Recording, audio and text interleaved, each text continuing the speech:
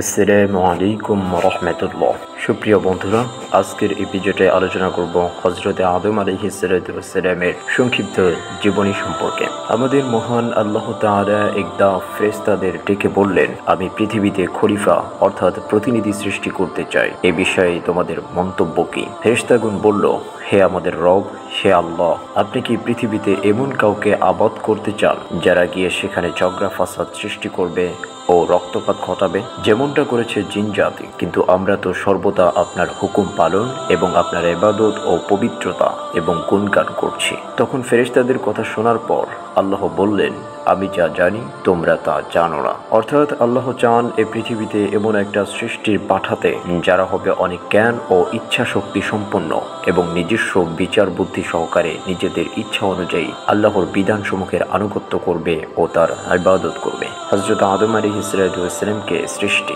ফেরেশতাগণের সাথে কথোপকথনের পরে আল্লাহ নিজ হাতে মাটি দিয়ে হযরত আদম আলাইহিস সালামকে সৃষ্টি করলেন এবং এর ভিতরে রূহ দান করলেন। সৃষ্টি করা হলো পৃথিবীর প্রথম মানুষ হযরত আদম আলাইহিস সালামকে। মহান আল্লাহ কিছু কাদামাটি নেওয়ার জন্য হযরত জিবরাইল আলাইহিস সালামকে জমিনে প্রেরণ করেন। তিনি এসে মাটি নিতে চাইলে জমিন বলল, তুমি আমার অঙ্গহানি করবে বা আমাদের খুদ সৃষ্টি করবে, এ ব্যাপারে তোমার নিকট থেকে আমি আল্লাহর কাছে ক্ষমা চাই। তখন জিবরাইল আলাইহিস সালাম মাটি না নিয়ে ফিরে গিয়ে বললেন, হে আমার আল্লাহ, জমিন তোমার আশ্রয় প্রার্থনা করায় আমি তাকে নিয়ে আসতে পারিনি। এবার আল্লাহ তাআলা হযরত মিকাইল আলাইহিস সালামকে জমিনে পাঠালেন। জমিন তার নিকট থেকেও পূর্বের মতো আশ্রয় প্রার্থনা করেন, তাই তিনিও ফিরে গিয়ে হযরত জিবরাইল আলাইহিস সালামের মতোই আল্লাহর কাছে বললেন। এবার আল্লাহ আজরাইল আলাইহিস সালামকে প্রেরণ করেন। জমিন তার কাছ থেকেও আশ্রয় প্রার্থনা করলে তিনি বললেন, আর আমিও আল্লাহর আদেশ বাস্তবায়ন না করে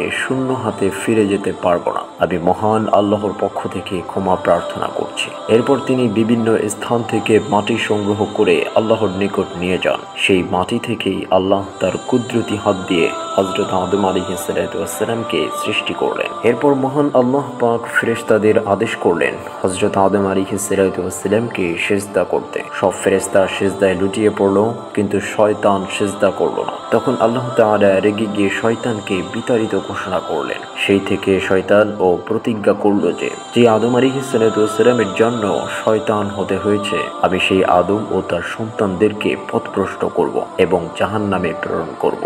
আদম আলাইহিস সালামের বেহেশতে বসবাস।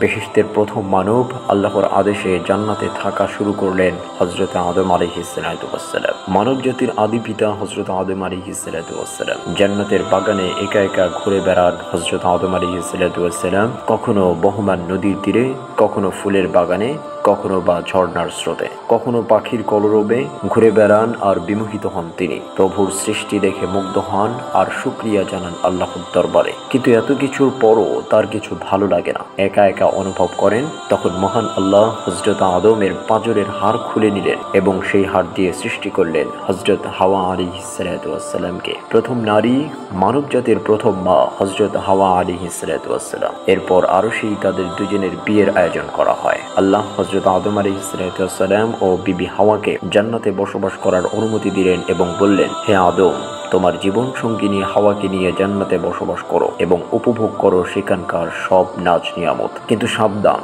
একটি কাজ করবে না কখনো। ওই যে গাছটি দেখছো, গন্ধম গাছ, ওই গাছটির কাছেও যাবে না কখনো। সাবধান, ভুলেও কখনো ওই গাছের ফল খাবে না তোমরা। যদি ওই গাছের ফল খাও, জান্নাত থেকে বের করে দেব তোমাদের। চিরদিনের জন্য বিতাড়িত হবে সুখের এই উদ্যান থেকে। কিন্তু তারা এই কথা ভুলে গিয়ে শয়তানের প্ররোচনায় পড়ে সেই গাছের কাছে যায় এবং ওই গাছের ফল খায় আদম আলাইহিস সালাম এবং হাওয়া আলাইহিস সালাম। তখন আল্লাহ তাদের দুজনের উপর অখুশি হলেন এবং বললেন, তোমরা আমার কথা অমান্য করেছ, তাই তোমাদের জান্নাতে আর জায়গা নেই। আজ হতে তোমরা এবং তোমাদের সন্তানেরা এই পৃথিবীতে বসবাস করবে। আদম আলাইহিস সালাম ও হাওয়া আলাইহিস সালামকে পৃথিবীতে প্রেরণ। পৃথিবীতে পাঠিয়ে দিলেন তাদের। পৃথিবীতে এলেন হযরত আদম, এলেন হযরত হাওয়া। পৃথিবীতে নামার পর একে অপরকে খুঁজে পেলেন না আদম হাওয়া। হযরত আদম দেখলেন প্রিয়তমা স্ত্রী নেই তার পাশে, হযরত হাওয়া দেখলেন প্রিয়তমা স্বামী নেই তার পাশে। বিষণ্ণ হয়ে গেল আদম ও হাওয়ার মন। কেঁদে কেঁদে বুক ভাসালেন হযরত আদম,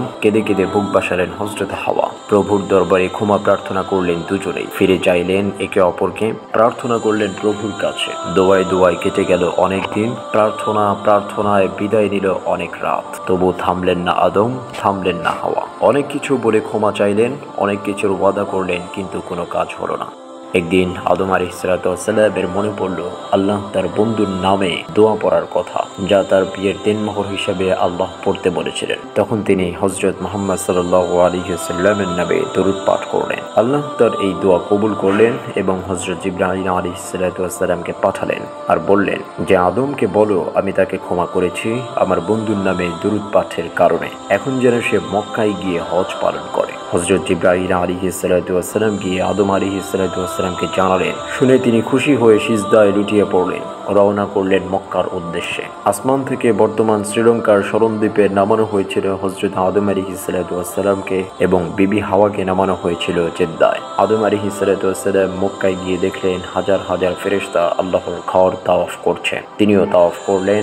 এরপর তিনি তার স্ত্রীর জন্য দোয়া করলেন আল্লাহর কাছে। আল্লাহ তার দোয়া কবুল করলেন এবং বিবি হাওয়ার সাথে মিলিত করলেন আরাফাতের ময়দানে। এরপর দুজনে একসাথে দুনিয়াতে সংসার শুরু করলেন। মানব জাতির সূচনা।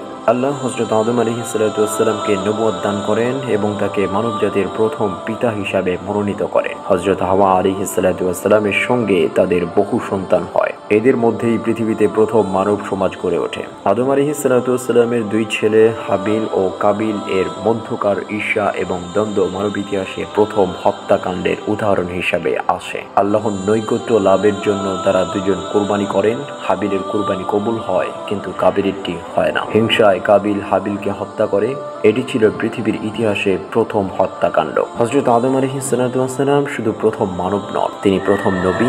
আল্লাহ তাকে পৃথিবীতে কিভাবে জীবন যাপন করতে হয়, কিভাবে আল্লাহর নির্দেশ মানতে হয়, এইসব বিষয়ে জ্ঞান দেন। তিনি মানুষকে ইবাদতের নিয়ম, হালাল হারাম, সামাজিক জীবন ইত্যাদি বিষয়ে শিক্ষাদান করেন। তাকে প্রথম লেখাপড়া বা ভাষার জ্ঞান দান করা হয়। আল্লাহ বলেন, আর তিনি আদমকে এই সমস্ত নাম শিখালেন। পৃথিবীতে হযরত আদম আলাইহিসসালাম ও তার সন্তানদের মাধ্যমে আল্লাহর দেওয়া এক পরীক্ষার জীবন শুরু হয়। মানুষকে স্বাধীন ইচ্ছাশক্তি দেওয়া হয়, ভালো মন্দ পথ বেছে নেওয়ার সুযোগ দেওয়া হয়। আল্লাহ বলেন, যারা ভালো কাজ করবে তাদের জন্য জান্নাত, আর যারা অবাধ্য করবে তাদের জন্য চিরস্থায়ী জাহান্নাম নির্ধারিত। হযরত আদম আলাইহিসসালামের মৃত্যু। হযরত আদম আলাইহিসসালাম 1000 বছর বেঁচে ছিলেন। হযরত মুহাম্মদ সাল্লাল্লাহু আলাইহি ওয়াসাল্লাম বলেন, শুক্রবার হলো সবথেকে উত্তম দিন, কারণ এই দিনে হযরত আদম আলাইহিসসালামের জন্ম ও এই দিনেই তার মৃত্যু হয়। আবার একই দিনে পৃথিবী সৃষ্টি এবং কিয়ামত হবে এই একই দিনেই। তার মৃত্যুর দিনটি ছিল শুক্রবার। তার জানাজা পড়ান ছেলে শেদ। আতা খুরাসানি বলেন, তার মৃত্যুতে গোটা বিশ্ব এক সপ্তাহ শোক পালন করেন। ইবনে ইসহাক বলেন, তার মৃত্যুতে এক সপ্তাহ চন্দ্র ও সূর্য গ্রহণ ছিল। তাকে জাবালে কুবাইসে বা সিংহলের পাহাড়ে, যেখানে প্রথম অবতরণ করেছিলেন, বা বাইতুল মুকাদ্দাসে দাফন করা হয়। খ্রিস্টপূর্ব প্রথম শতাব্দীর লেখা মোজেসের অ্যাপোক্যালিপসে সোলোমনের মন্দিরের বেদি হযরত আদম আলাইহিসসালামের সমাধি হিসেবে উল্লেখিত। হযরত আদম আলাইহিসসালামের জীবনী আপনাদের কেমন লাগলো তা কমেন্ট করে জানাবেন, আর ভিডিওটি ভালো লেগে থাকলে শেয়ার করতে ভুলবেন না।